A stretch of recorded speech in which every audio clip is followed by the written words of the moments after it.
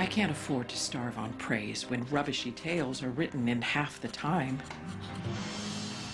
Louisa wrote thrillers, what she called blood and thunder tales.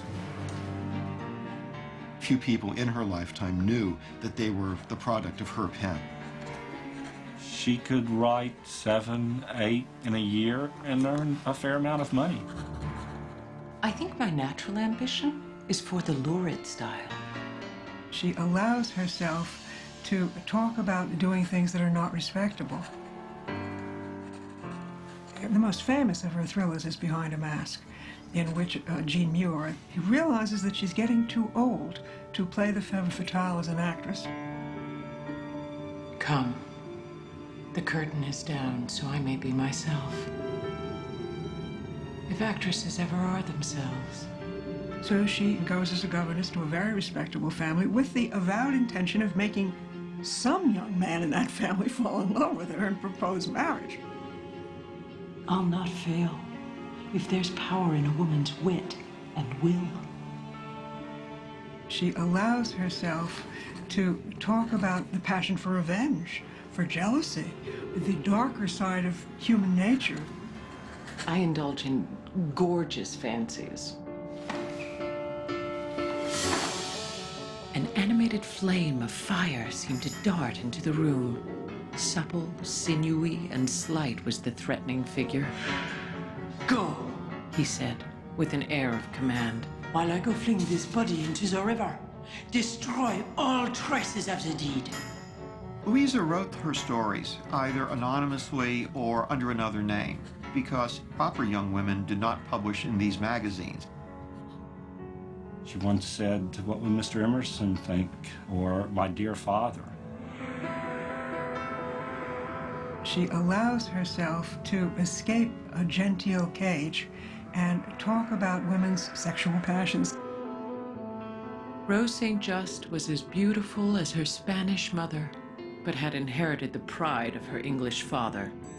I am mad, for I too have taken hashish.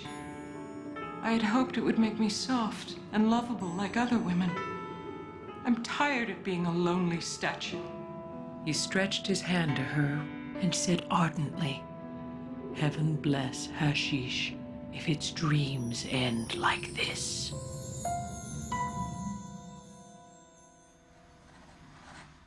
After Louisa died, the thrillers were basically forgotten. There were in Alcott's journals references to particular stories that we could never find. Many decades after her death, they were rediscovered. Leona Rostenberg and Madeline B. Stern uncovered a correspondence between Louisa May Alcott and her publisher. We are called literary sleuths because we are literary sleuths. I was working on a biography of Louisa May Alcott some 50 years ago. I pulled out a dossier, so tied together with a string, and I nearly staggered.